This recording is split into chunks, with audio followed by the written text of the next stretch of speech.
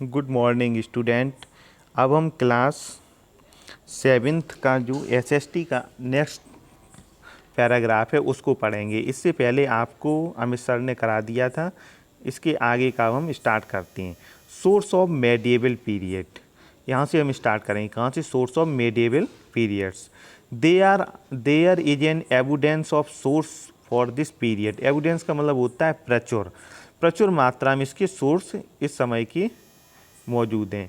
Information about medieval period is drawn from archaeological and literary source. जो information के लिए medieval period के लिए क्या क्या है हमारे पास? आर्कियोलॉजिकल सोर्स हैं और literary.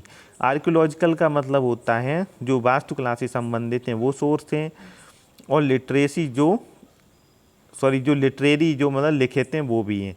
The books written during the period are available to us the constructed monuments still stand. The books written during, इस दौरान जो बुक्स लिखी गई हैं, दिस पीरियड आर अवेलेबल जो कि मौजूद हैं, टू अस हमारे लिए, and the constructed monuments still stand, और जो कंस्ट्रक्टेड जो बने हुए मोन्यूमेंट्स स्मारक हैं वो भी खड़े हुए हैं। That is why know much more about the medieval period than the ancient period.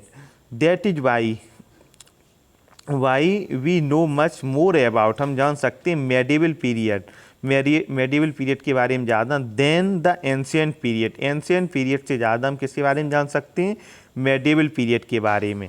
अब हम जो इसके सोर्स हैं उसके बारे में देखेंगे। फर्स्ट हमारा सोर्स है archaeological source. Archaeological source, archaeological में क्या है? जो पुरातत्व संबंधी हैं जो source. In the archaeological source are included inscription, अभिलेख हैं, एंशियंट मॉन्यूमेंट्स हैं जो प्राचीन स्मारक हैं, टेम्पल्स हैं, मंदिर हैं, फोर्ट्स मतलब किले हैं, प्लेसेस हैं, जगह हैं, और कॉइन्स और सिक्के हैं, एट्सेट्रा। फर्स्ट है इसमें inscription. The study of inscription is called epigraphy. जो अभिलेखों का अध्ययन होता है उसको हम इंग्लिश में क्या कहते हैं? एपिग्राफी बोला जाता है। Inscription written on copper plates, inscription कैसे? Written on copper plates and engraved on stones. जो इंस्क्रिप्शन अभिलेख हैं वो किस पर लिखे हुए हैं? कॉपर प्लेट पर। And engraved on stones and rocks have been found in large number and have been unearth in numerous sites and temples. इसमें एक बात सोचने वाली ये है कि आप देख रहे होंगे जब written on copper plates, copper plate पर क्या है? रिटन है, जबकि इनग्रेव्ड कहा गया किस पर? स्टोन एंड रॉक्स पर, जो कि स्टोन का मतलब होता है पत्थर, एंड रॉक्स का मतलब चट्टाने। इनग्रेव्ड का मतलब होता है उत्कीर्ण। कभी भी जो स्टोन और रॉक पर होता है उस पर लिखा नहीं जाता है। जो उस समय के जो लिखे हुए अभिलेख बताए जा रहे हैं वो लिखे हुए नहीं, इनग्रेव्ड, उनको पर उत्कीर्ण किए गए, मतलब उनको खोद खोद के उनको उभारा गया है। फिर हम आगे देखते हैं, have been founding large number, काफ़ी अधिक मात्रा में, and have been unearth in numerous sites, और इसकी बहुत सी साइट्स हैं। न्यूमरस का मतलब होता है सेवरल, मैनी, एंड टेम्पल्स, और मंदिर हैं। The provide us authentic information, ये हमें क्या प्रोवाइड करते हैं? ऑथेंटिक, सही इन्फॉर्मेशन अबाउट इम्पोर्टेंट इवेंट्स, जो उस समय की महत्वपूर्ण घटनाएं हैं। Their dates, the qualities and the achievement of the ruler, और ये क्या बताती हैं? उस समय की क्वालिटीज और अचीवमेंट्स ऑफ द रूलर्स, शासक की। Their art, architecture and administration, और किसके बारे में? उसके उस समय कला के बारे में, उस समय के आर्किटेक्चर के बारे में, और उस समय के प्रशासन के बारे में। नेक्स्ट हम देखेंगे coins. The study of coins is called numismatics. जो कॉइन्स की स्टडी होती है इसको हम क्या कहते हैं? मुद्रा शास्त्र, numismatic. Coins provide a provide a good deal of information on important historical personalities, events and economic condition of a period। तो इसमें ये बताया गया है कि कॉइन हमें क्या प्रोवाइड करा रही है? ये गुड डील, अच्छी मात्रा में, of information on important historical personality, जो महत्वपूर्ण उस समय की ऐतिहासिक व्यक्तित्व उनके बारे में, इवेंट्स, घटनाओं के बारे में, एंड इकोनॉमिक कंडीशन, और उस समय की अर्थव्यवस्था के बारे में, ऑफ ए पीरियड कैसी।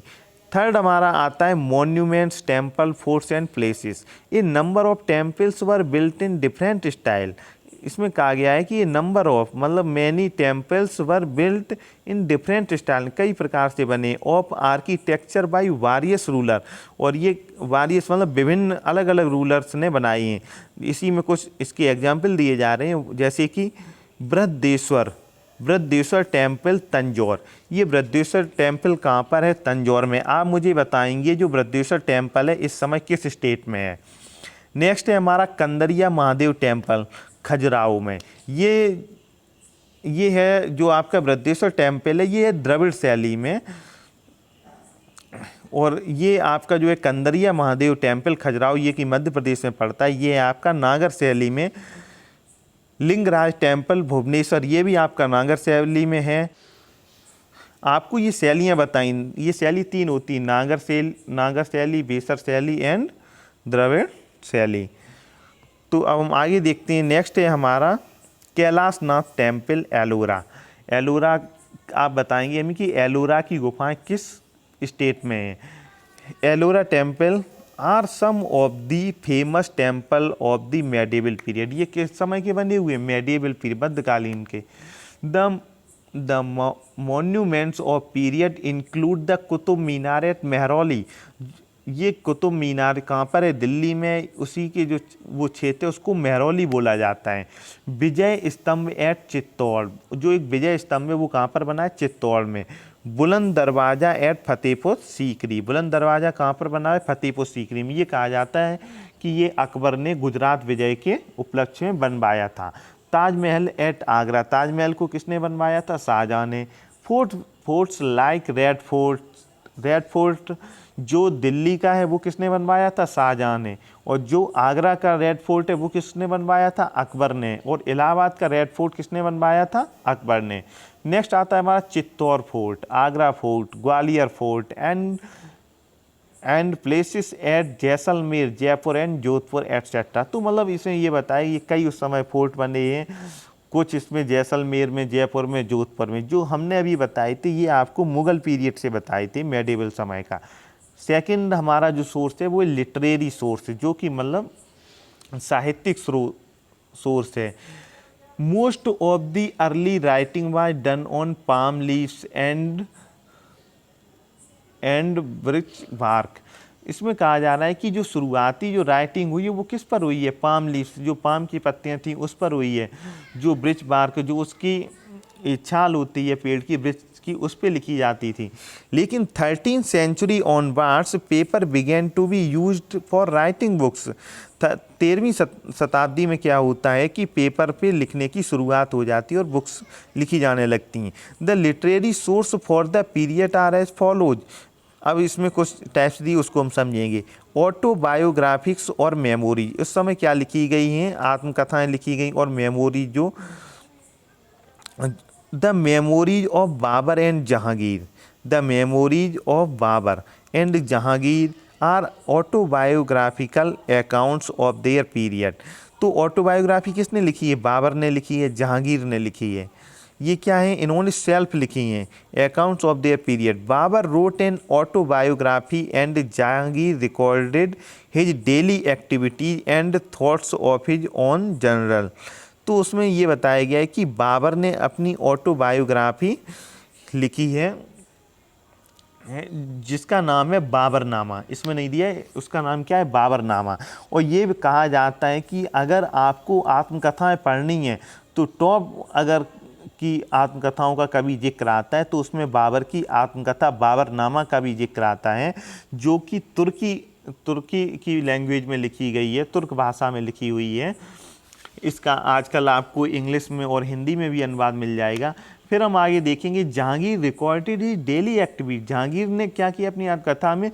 जो उसकी डेली की एक्टिविटीज होती, जो डेली के कार्य होते थे उनको रिकॉर्ड किया। एंड थॉट्स इज और ऑन जनरल, और उसने अपने कुछ पत्र वगैरह भी इसमें शामिल किए जो उसको डेली की एक्टिविटी, उसमें कोई खास नहीं था।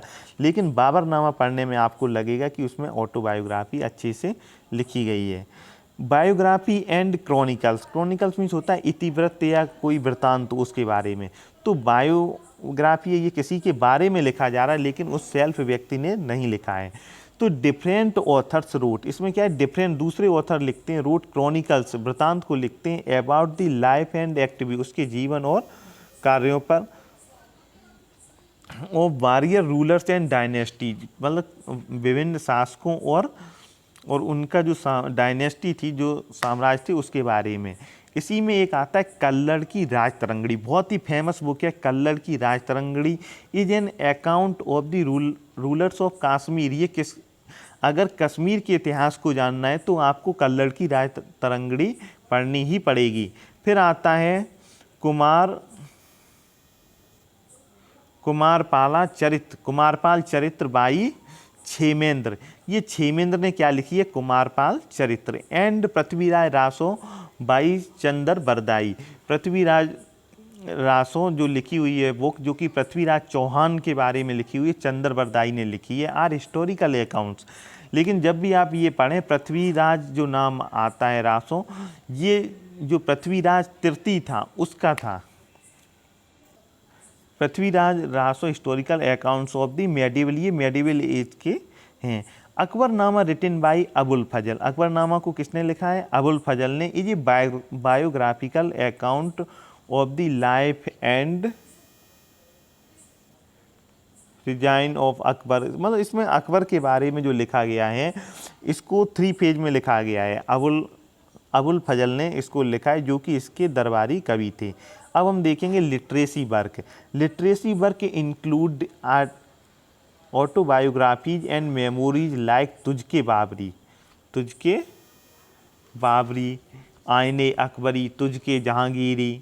दीज आर इलस्ट्रेटेड, दृष्टांत देते हैं विद ब्यूटीफुल पेंटिंग, किसके साथ में, ये ब्यूटीफुल पेंटिंग्स बनाते हैं, कॉल्ड मिनिएचर मीन्स होता है लघु चित्र, मिनिएचर मीन्स होता है लघु चित्र। तो इसमें ये बताया गया है कि ये लोग क्या करते उस समय में, जैसे एक पेज पे इन्होंने दिया है, राइट किया है, मेडिवल काल में ये बहुत ज़्यादा था, तो उसी चीज़ का इन्होंने एक चित्र बना के भी साइड में लगाती थी। लेकिन विकास किस में हुआ है, मुगल काल में। अब हम आगे देखते हैं।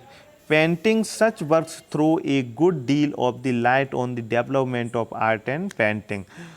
तो इस समय का जो कार्य है वो उसको लाइट, जो उसके विकास को दर्शाता है, किसके, आर्ट और पेंटिंग को।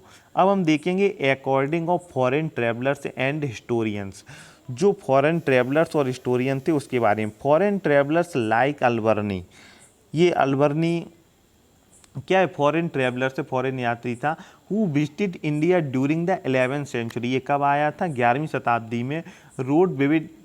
Road vivid accounts of the contemporary history, geography, astronomy, philosophy etcetera.